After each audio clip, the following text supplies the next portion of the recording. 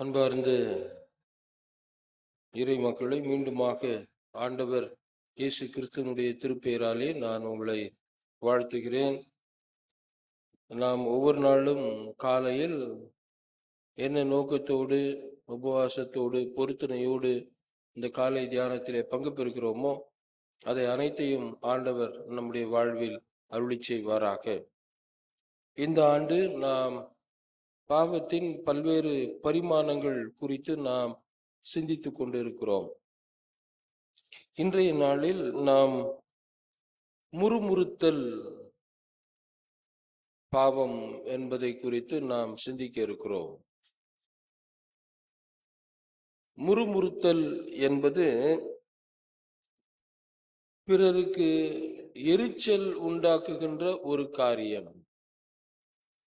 குறிப்பாக யாருக்கு கடவுளுக்கு எதிராக நாம் எரிச்சலை கிளப்புகிறோம். ஒருவர் நமக்கு நன்மைகளை செய்கிறார், உதவிகளை செய்கிறார், அவருக்கு எதிராக நாம் முறுமுறுக்கிற போது அவருக்கு நாம் கோபத்தை, எரிச்சலை நாம் உருவாக்குகிறோம். இந்த முறுமுறுப்பு இஸ்ரேலில் காணப்பட்ட ஒரு பாவம். ஆனால் அவர்கள் அதை பெரிதாக நினைக்க மாட்டார்கள். பழைய ஏற்பாட்டு காலத்திலும் சரி, புதிய ஏற்பாட்டு காலத்திலும் சரி, கடவுளுக்கு எதிராகவும் இயேசுவுக்கு எதிராகவும் மக்கள் முறுமுறுத்து கொண்டுதான் இருந்தார்கள். இந்த முறுமுறுப்பு 3 காரியங்களை உணர்த்துகிறது. முதலாவது, இந்த முறுமுறுப்பு நன்றி உணர்வை குறைத்து விடுகிறது. இஸ்ரேல் மக்கள் எகிப்தின் அடிமைத்தனத்திலிருந்து விடுதலையாக்கப்படுகிறார்கள். விடுதலை வாழ்வை அவர்கள் அனுபவிக்கிறார்கள். எல்லா உரிமைகளும் இப்பொழுது அவர்களுக்கு இருக்கிறது. இந்த உரிமை வாழ்வை, சுதந்திர வாழ்வை, விடுதலை வாழ்வை அவர்கள் அனுபவிக்க வேண்டும். கடவுளுக்கு நன்றி சொல்ல வேண்டும். மக்கள் சோர்ந்து போய்விடக் கூடாது என்று சொல்லிதான் இந்த அத்தியாயத்திற்கு முன்னால் ஏலீம் என்கிற இடத்திற்கு அவர்களை கொண்டு போகிறார். ஏலீம் அந்த இடத்தில் 12 நீர் ஊற்றுகள் இருக்கிறது, 70 பேர்ச்ச மரங்கள் இருக்கிறது.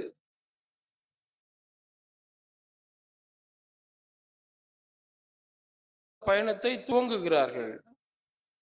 இப்படி பாலை நில பயணத்தை துவங்குகிற போது உணவு சிக்கலும் தண்ணீர் சிக்கலும் வருகிறது. அப்போது அவர்கள் மோசேக்கும் கடவுளுக்கும் எதிராக அவர்கள் முறுமுறுக்கிறார்கள். 2ஆம் வசனம், இஸ்ரேல் மக்கள் கூட்டமைப்பினர் அனைவரும் அந்த பாலை நிலத்தில் மோசேக்கும் ஆரோனுக்கும் எதிராக முறுமுறுத்தனர். இஸ்ரேல் மக்கள் அவர்களை நோக்கி, இறைச்சி பாத்திரத்தின் அருகில் அமர்ந்து அப்பம் உண்டு நிறைவடைந்து எகிப்து நாட்டிலேயே ஆண்டவர் கையால் நாங்கள் இறந்திருந்தால் எத்துணை நலமாய் இருக்கும். எப்படி சொல்றான் பாருங்க. அவனுக்கு அடிமை வாழ்வும் இதுவும் தான் முக்கியம். உரிமை இல்லாம இருந்தா பரவாயில்ல, சுதந்திரம் இல்லாம இருந்தா பரவாயில்ல, எது இருந்தா போதும் எங்களுக்கு. அதனால்தான் நம்ம கெட்டு போறோம்.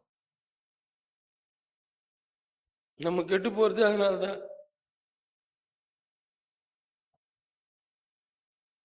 கடவுள் இவர்களுக்கு சுதந்திர வாழ்வையும் விடுதலை வாழ்வையும் உரிமை வாழ்வையும் கொடுத்து அவர்களை வழிநடத்தி கொண்டு இருக்கிறார். செங்கடல் வரலாற்றில் ஒருபோது பிளந்து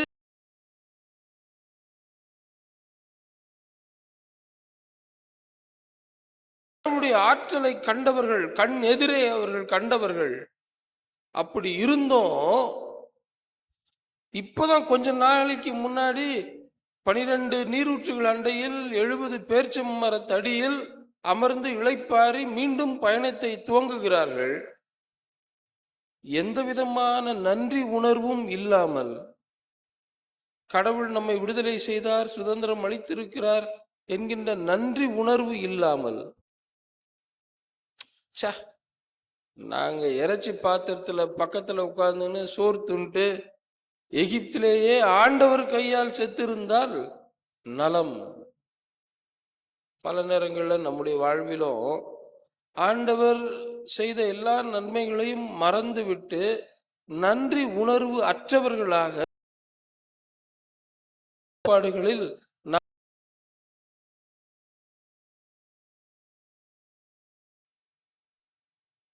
பாவம்னா நம்ம ஏதோ பெருசா விபச்சாரம், கொலை, திருடு அதுதான் நினைக்கிறோம்.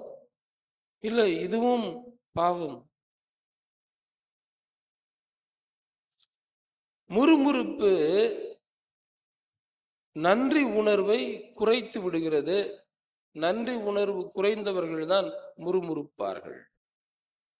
அப்ப இந்த தவ காலத்தில் ஆண்டவர் சிறு வயது முதல், என் தாயின் கருவில் நான் உருவான நாள் முதல் இந்நாள் வரை எனக்கு பாராட்டின எல்லா நன்மைகளையும் நினைத்து ஆண்டவருக்கு நன்றி செலுத்த வேண்டும். அதற்காகத்தான் இந்த தவ காலம். இரண்டாவதாக, இந்த முறுமுறுப்பு நமக்குள் இருக்கும் விசுவாசத்தை குறைத்து விடும். விசுவாச குறைவின் ஒரு வெளிப்பாடு தான் முறுமுறுப்பு. ஏன்னா கடவுள் மிகப்பெரிய அரசன் பார்வோன், அவனையே காலி பண்ணி ஒன்றும் இல்லாம ஆக்கி, நான் தான் ஆற்றல் படைத்த கடவுள், நீ மனிதன், you are mortal, I am immortal, நீ இந்த உலகில் வேண்டுமானால் ஆற்றல் படைத்திருக்கலாம், ஆனால் அனைத்துலகையும் ஆளுகின்ற ஆற்றல் எனக்குத்தான் இருக்கிறது என்று சொல்லி எகிப்தை காலி பண்ணி, எகிப்து அரசன் பார்வோனை காலி பண்ணி, நான் தான் கடவுள் அப்படின்னு இஸ்ரேல் மக்களுக்கும் காண்பிக்கிறார், எகிப்திய மக்களுக்கும் காண்பிக்கிறார். இந்த ஆற்றலை அவர்கள் பார்க்கிறார்கள். 450 ஆண்டு காலம் அடிமைத்தனத்தில் இருந்த நம்மை மீட்க ஒருவரும் வரவில்லை. எங்கள் ஆண்டவர் எங்களை ஓங்கிய புயத்தாலும் வல்லமையுள்ள கரத்தாலும் விடுதலை ஆக்கினார். இந்த ஆற்றலை அவர்கள் பார்த்திருக்கிறார்கள். செங்கடல் எதிரே இருக்கிறது. பார்வோனின் போர் ரதங்கள், குதிரை வீரர்கள், காலால் படையினர் எல்லாரும் வருகிறார்கள். வாழ்வு இல்லை என்று நினைத்த அவர்களை தம் ஆற்றலால் செங்கடலை பிளந்து அதை நடுவே வரச் செய்து இவர்கள் கடந்து போய்விட்டார்கள். ஆனால் எகிப்தியர் ஒருவரும் திரும்பவில்லை. அப்படி கடவுள் அவர்களை நடத்தினார். அந்த பாலை நிலத்தில் எங்க இருக்கும் நீர் ஊற்று, 12 நீர் ஊற்றுகளில் அவர்களை பருகச் செய்திருக்கிறார். பேரிச்சம்பழ மரத்தால் அவர்களை திருப்தியாக்கி இருக்கிறார். ஆனாலும் கடவுளுடைய ஆற்றல் மீது நம்பிக்கை குறைந்தவர்களாய், விசுவாசம் குறைந்தவர்களாய், இந்த பாலை நிலத்துல என்னப்பா கிடைக்கும் நம்ம சாப்பிட்றதுக்கு, என்ன இருக்குது நம்ம சாப்பிட்றதுக்கு, ஏதோ அரை வயிறு கஞ்சி குடிச்சாலும், ஏதோ அங்க இருக்கிற கறியை கொடுத்தாலும் சாப்பிட்டுட்டு அங்கேயே செத்து போயிட்டு இருந்தா நல்லா இருக்குமே. கடவுளுடைய ஆற்றலை குறைத்து மதிப்பிடுவதால் தான் இந்த முறுமுறுப்பு வாயிலிருந்து வருகிறது. நம்முடைய வாழ்வில் கடவுள் அநேக அற்புதங்களை செய்து தம்முடைய ஆற்றலை நம்மில் வெளிப்படுத்தி இருக்கிறார். அதை நாம் மறந்து போகக்கூடாது. அதை எப்போதும் நினைத்து பார்த்து நன்றி செலுத்த வேண்டும். அப்படி நினைத்து பார்த்து நன்றி செலுத்துகிற போது கடவுளுடைய ஆற்றல் மீது நமக்கு நம்பிக்கை இன்னும் அதிகமாகும். அதனால்தான் தாவீது சவுலை பார்த்து சொல்லுவார், கோலியாத்தை வெல்லுவதற்கு முன்னால் சவுல் கேட்பார், எப்பா நான் மாபெரும் வீரன். சவுல் பயங்கர ஜெகஜாண்டிக் ஃபிகர். இஸ்ரேல்ல எல்லாம் அவன் தோளுக்கு கீழே தான் இருப்பாங்க. அவ்வளோ ஒரு மாபெரும் மனிதர், போர் வீரர். ஆனா அவரு சொல்றாரு, எனக்கே இந்த கோலியாத்தை பார்த்தா பயமா இருக்கு, நீ போய் எப்படி அவனை மேற்கொள்ள போகிறாய்? அப்போ தாவீது சொல்லுவாரு, கடவுள் செய்த நன்மைகளை அவர் சொல்லுவார். இவன் என்னங்க, ஒரு தடவை கரடி வந்துச்சு என் ஆட்டுக்குட்டியை பிடிக்க, நான் உடலையே போய் அதை அடிச்சு என் ஆடை காப்பாத்தினேன். ஒரு தடவை சிங்கம் வந்துச்சு என் ஆட்டை தூக்கிட்டு போச்சு, உடலையே பின்னாடியே போனேன், அதனுடைய பிடரியில் அடித்து அதன் வாயை கிழித்து என் ஆட்டுக்குட்டியை நான் காப்பாற்றினேன். இப்படியெல்லாம் எனக்கு உதவி செய்த என் கடவுள் என்னோடு கூட இருக்கிறார் என்று சொல்லுவார். இதுல நன்றி உணர்வும் இருக்கு, கடவுளுடைய ஆற்றலை பற்றிய விசுவாசமும் இருக்கிறது. இந்த இரண்டையும் கலந்துதான் அவர் சொல்லுவார். இப்படி இந்த கரடியின் கைகளுக்கும் சிங்கத்தின் கைகளுக்கும் தப்புவித்த ஆண்டவர் இந்த விருத்த சேதனம் இல்லாத கோலியாத்துடைய கைகளுக்கும் என்னை காப்பாற்றுவார். தாவீது சாதாரணப்பட்ட ஆள் இல்லை. நம்மில் எத்தனை பேர் கடவுளுக்கு நன்றி உள்ளவர்களாக நாம் இருக்கிறோம்? எத்தனை பேர் கடவுளுடைய ஆற்றலை நினைத்து பார்த்து அவருக்கு துதி தோத்திரங்களை ஏறெடுக்கிறோம்? இல்லைன்னா நாம நன்றி குறைவா இருக்கிறோமா, விசுவாச குறைவில் இருக்கிறோமா? இந்த தவக்காலம் அதனை சீர்படுத்த வேண்டிய காலம்.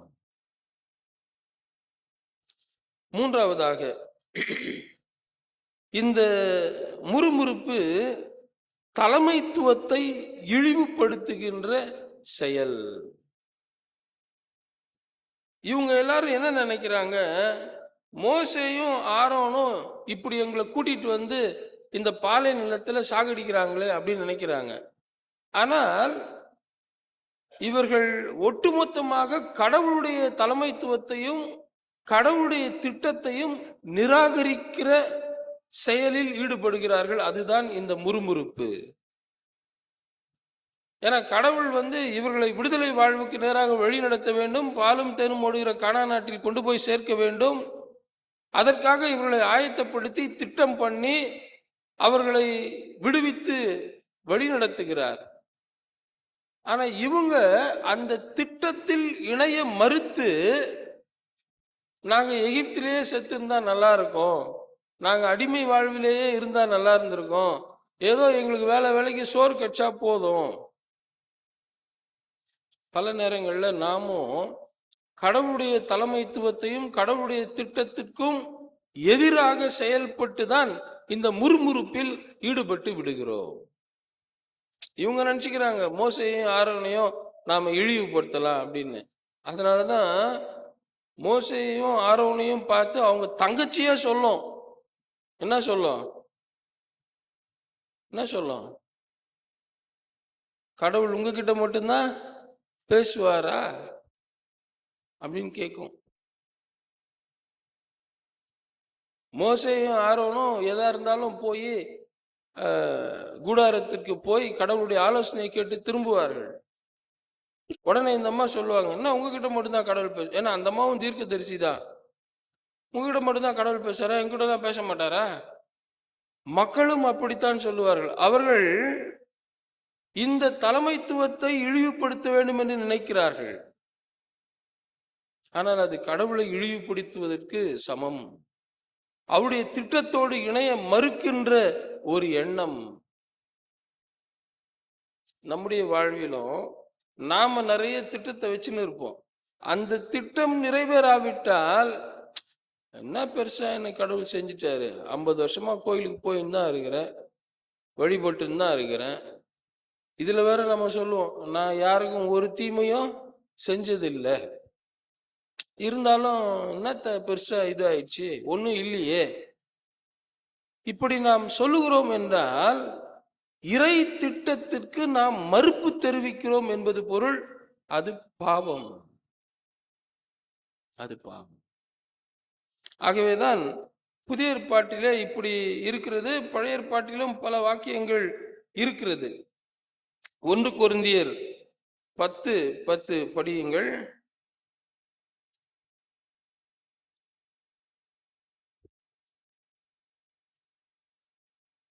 ம்.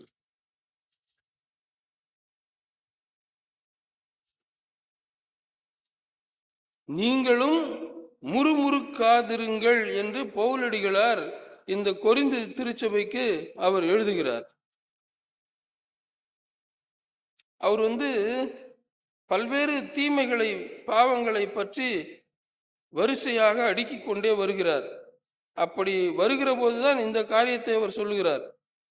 சிலர் சிலை வழிபாட்டில் ஈடுபட்டார்கள், சிலர் விபச்சாரத்தில் ஈடுபட்டார்கள், சிலர் ஆண்டவரை சோதித்தனர், முறுமுறுத்தனர். நீங்களும் அவர்களைப் போல் முணுமுணுக்க கூடாது. சிலை வழிபாடு, விபச்சாரம், அடுத்தது முறுமுறுப்பு சொல்றாரு. அப்படின்னா அந்த பாவத்தின் வரிசையில் தான் இந்த பாவமும் அடங்கி இருக்கிறது. நீங்கள் அப்படி செய்ய வேண்டாம் என்று பவுலடிகளார் அந்த கொரிந்து பட்டண திருச்சபைக்கு அவர் அறிவுரையாக கூறுகிறார். நாமும் இந்த தவக்காலத்தில் முறுமுறுக்காமல், ஆண்டவரே எனக்கு என்ன நீங்க செஞ்சிட்டீங்க அப்படின்றத கேட்காம, ஆண்டவரே நீர் என் வாழ்வில் செய்த எல்லாவற்றிற்காகவும் உமக்கு நன்றி, உம்முடைய வல்ல செயல்கள் மீது எனக்கு நம்பிக்கை உண்டு, உம்முடைய திட்டம் என் வாழ்வில் நன்மையாகவே இருக்கும் என்று நாம் ஆண்டவருக்கு நன்றி செலுத்தி விசுவாசத்தில் பெருகுவதற்காகத்தான் இந்த தவக்காலம். முறுமுறுப்பை நம்முடைய உதட்டில் இருந்து நாம் அதனை வெட்டி விட வேண்டும். இயேசு எங்கேயாச்சும் முறுமுறுத்தாரா?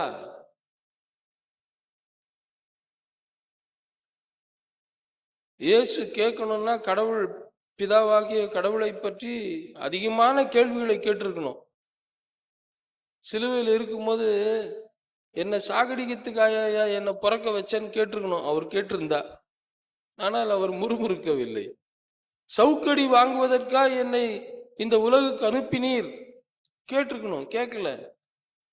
முள்முடி சுமப்பதற்காகவா என்னை இந்த உலகில் அனுப்பினீர் கேட்கல. கைகளிலும் கால்களிலும் ஆணிகள் அடித்து விழாவில் குத்தப்படவா என்னை அனுப்பினீர் கேட்கல. நரிகளுக்கு குழிகள் உண்டு, ஆகாயத்து பறவைகளுக்கு கூடுகள் உண்டு, எனக்கு என்ன இருக்கு, எங்க தங்குவேன், எங்க வாழுவேன் கேட்கல. என்னுடைய உற்ற நண்பர்கள், சீடர்கள், அவர்களே என்னை காட்டிக் கொடுக்கும்படி செய்து விட்டீரே, என்ன ஒரு அவமானம் கேட்கல. சிலுவை மரணம் என்பது ஒரு அவமான மரணம். நிர்வாணமாக அவரை சிலுவையில் அடிக்கிறார்கள். கள்வன் ஏளனமாக பேசுகிறார். நீ இறைமகனானால் உன்னையும் என்னையும் மீட்டுக்கொள். எங்கேயுமே அவர் முறுமுறுக்கல. ஏன்னா தன்னுடைய ஊழிய பாதையில் கடவுள் அவரோடு இருந்து செய்த எல்லாவற்றிற்காகவும் அவர் நன்றி செலுத்தி வாழ்ந்தார். கடவுளுடைய தாயும் தந்தையுமாகிய கடவுளுடைய ஆற்றல் மீது நம்பிக்கை உள்ளவராக இருந்தார். எப்படி? மரித்த எவருவின் மகளை எழுப்ப முடியுமே ஆனால், இறந்து 4 நாட்களாகிய லாசருவை எழுப்ப முடியுமே ஆனால், சிலுவையில் மரிக்கிற என்னையும் கடவுளால் உயிர்த்தெழச் செய்ய முடியும் என்கிற நம்பிக்கை அவருக்கு இருந்தது. ஒரு நாளும் அவருக்கு நம்பிக்கை குறையவே இல்லை கடவுள் மேல. நன்றி உணர்வோடு இருந்தார். கடவுளுக்கு எப்போதும் நன்றி செலுத்தி, சிலுவையே ஆனாலும் அதை சுமப்பேன், எனக்கு அவர் மீது நம்பிக்கை இருக்கிறது என்று அவர் வெளிப்படுத்தினார். கடவுளுடைய திட்டம் சிலுவை மரணமா?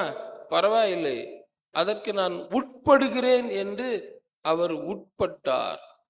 இயேசு சொல்லியிருக்கலாம், ஐயோ இந்த சிலுவை மரணமா, வேணாம்ப்பா, அதுக்கு நான் சாத்தான் கூடவே இருந்துட்டு ஏதோ கஞ்சோ கூட குடிச்சிட்டு சாத்தான் சொன்ன மாதிரி நடந்துன்னு போயிருப்பேன். அப்படிலாம் அவர் சொல்லலை.